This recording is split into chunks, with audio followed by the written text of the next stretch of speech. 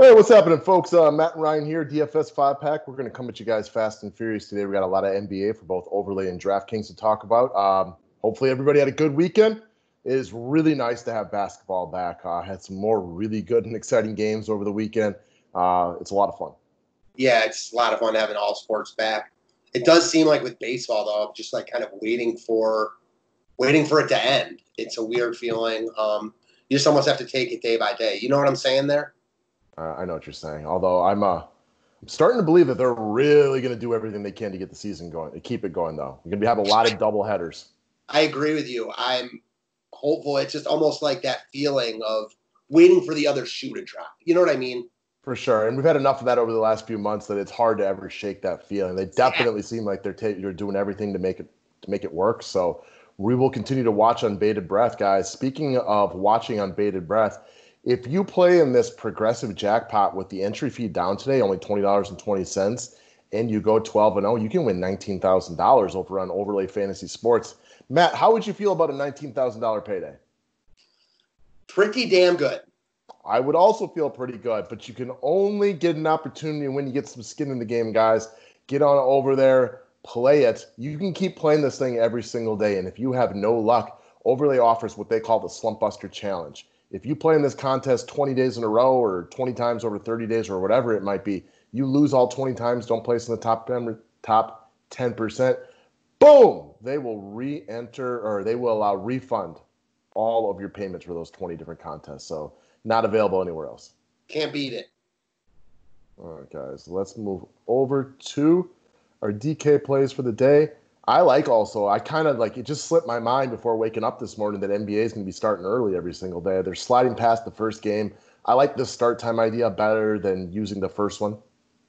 Yeah, definitely. I'm real glad they don't have that real early game on the slate just because it's so much earlier than the other games and we're waiting for news, etc. I will say the NBA starting during the afternoon is different. It feels a little bit weird, but it also is cool. It feels a lot like the NCAA tournament to me. I think they've done a great job of.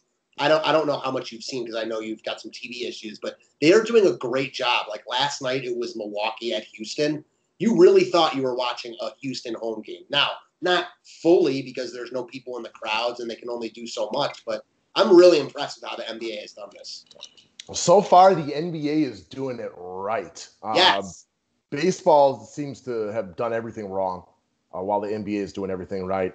And football is yet to be determined. But again, odd start time, guys. If you want the write-up, I know I've cashed 3 or 4 days. And the day I didn't, I had way too many Clippers after they beat New Orleans by 190 points. And let's win this thing together, guys. Day passes are up for $5. Monthly memberships go with both baseball and basketball right now. We got football starting not too far in the future. So if you're looking for an annual or a lifetime pass, we'd love to have you. Otherwise, again, $5 per day if you just want the write-ups emailed to you along with the members-only videos. Subscribe to the station if you're new to it. Thumbs up are appreciated. So we didn't talk over my picks before the show, Mr. Bellman, but here's a guy I know you're a big fan of, so I'm going to assume that you're probably on board with him. Please tell us if you're not. That is Mr. Miles Turner of the Indiana Pacers. My biggest knock on him today is there's several centers that I'm interested in. So the other day, the Pacers took on the 76ers. Big win for them. Turner fouled out in like 45 seconds trying to check Joel Embiid. There is nobody on Washington, even in the stratosphere of Joel Embiid, so that's not my concern today. Turner always struggles with Embiid. We watched yesterday against Washington. Jared Allen, who was in the write-up, absolutely went off against the Washington Wizards for about a 50 DK point spot. Miles Turner is just as good as Jared Allen, maybe even a little bit better because he can add the 3-ball to his arsenal. Again, there's going to be other ways they're going to have to show today. Probably no Victor Oladipo, potentially no Malcolm Brogdon. We already know Sabonis is out. And as great as TJ Warren was the other day, he ain't going Klay Thompson and knocking down 8 of 12 threes again. So look for Miles Turner to potentially have a really big game here in an upper tier type of matchup. Yeah, I love Miles Turner here. You know I do. You know how I feel about this guy. He was firmly on my short list to bring up. He's just in an absolute crush spot, and he's way too cheap at 6,100. Comparing Miles Turner and Jared Allen is interesting because, in my opinion, like as far as how good they are in the NBA, very similar, but they do it in completely different ways. Miles Turner is much more skilled than Jared Allen, but Jared Allen is much more of a rim protector type. So as like anything else in life, you can. There's more than one way to skin the cat. Yeah, the one thing they have in common, they can both block shots. Mm-hmm. All right, so we're going to talk about Ja Morant, not Ja Rule over here. So I rostered him the first day. He wasn't a guy like I was locking in, but he just happened to fit my big lineup like perfectly. And he was a little bit of a disappointment in the first half. Just the ball wasn't falling for him. But in the last 6 quarters, this guy has been dropping DFS points in bunches.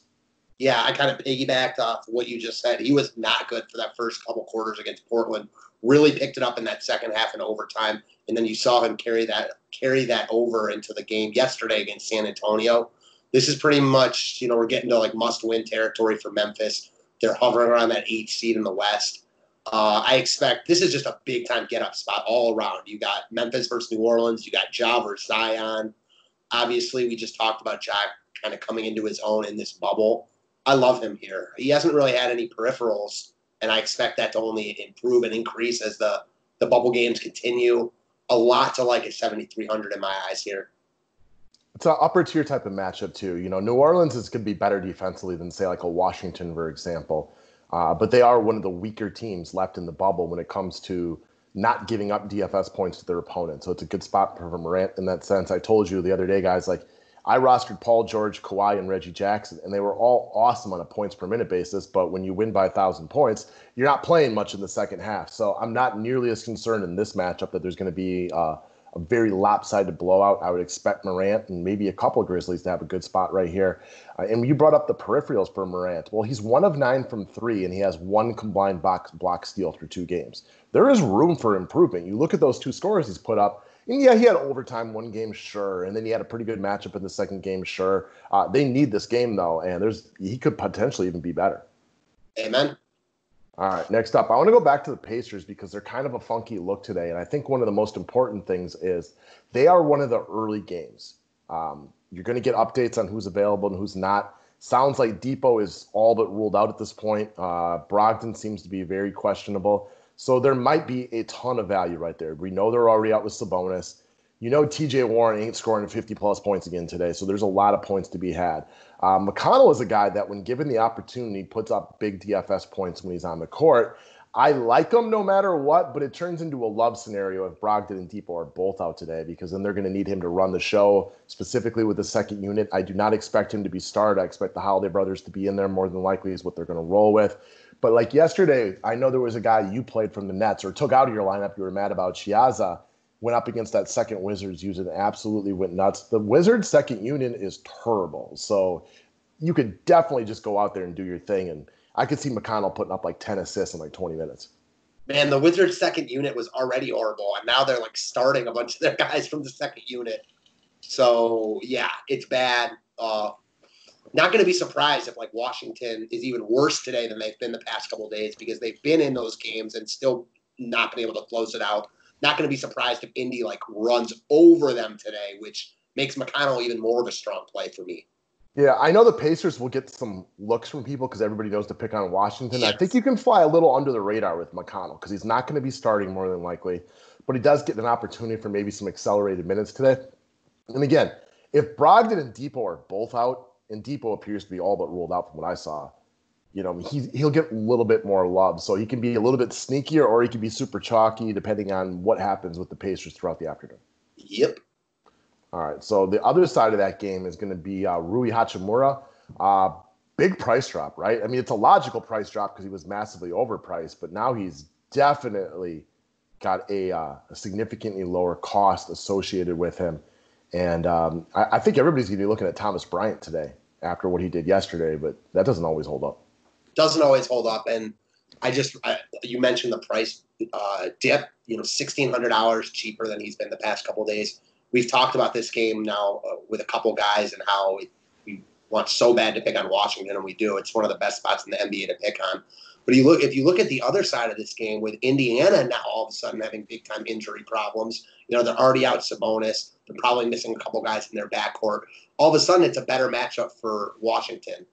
And although he hasn't played great in the first 2 games of the bubble, Rui is the Wizards' best player right now with Beal and Wall out. It's not saying a lot, but it's a bad basketball team. And when you're priced now at 5,800, it's just such a big difference compared to 7,400. We talk about that all the time. What you need is so much less here. I don't know if I view him as like a cog in the machine because he hasn't been great to start out in the bubble, but I like him. I think his upside here calls for 40. If this game can stay close, I like Rui a lot. I have questions whether this game can stay close, but I also only expect Rui to continue to play big minutes. They want to give him more run. He looks more and more comfortable each time you watch him. I think this is a guy you can get at pretty low ownership, and with the price tip, I like him here. So Washington, I mean, everybody who's got, even half of a brain cell knows there is really no reason for them to be here, right? Like they weren't going to be competitive if they made the playoffs. The one thing they can look at right here is this is just extended practice, I guess, for them. And if you look at the entire Washington Wizards team, like what do they have to build on going forward with Bradley Beal not being there? Rui is like the one guy that you feel pretty comfortable as a building block for their future. So even in a blowout situation, I think the guy's going to get pretty solid run. We just saw the Pacers get absolutely crushed by opposing paint players. Now, Rui and Embiid are not even in the same conversation, right? But, I mean, there's got to be somebody on the Wizards who's playing close to the basket, and Rui does that, from a decent amount of time. You mentioned no Sabonis, potentially no Depot Brogdon. That's a lot of really good defensive players not available to you, so it's not nearly as bad of a matchup. And again, I think he does go a little under the radar despite the price drop because I think people will be looking at Thomas Bryant, for example, maybe Ish Smith, potentially Troy Brown, and a couple other guys. Well, they don't want to go all Washington Wizards, so he will get, I would assume, relatively overlooked. Yeah, now with his price dip, before, like yesterday in the slate before, he was just way too expensive compared to the Troy Browns of the world, compared to the Thomas Bryants of the world. But now, because those guys have played a really good game or two with a couple of them, and Rui hasn't, he's now priced with them, even though he's still the better player. Yeah, Washington's an interesting team to watch, and one of the reasons, I don't know how many guys you had, but I think almost half my lineup yesterday was from the Washington Nets game. Yes. And there's not a lot of reason for those guys to play. Now, Indy has a reason to play, but Washington, again, they're just out there. This is extended practice and just having fun for them. Yeah, so I used a ton of that game, and it was another situation where, like, the total was like 230 something, 230, 231. The first quarter of that game was so slow. It was like 10 to 11 halfway through the first quarter. You saw eventually the guys started to get going. A ton of people hit value in that game, which is what you can expect when Washington plays. Yeah, definitely. All right, guys. We will talk to you about overlay here momentarily. Have a good day. Thanks, guys.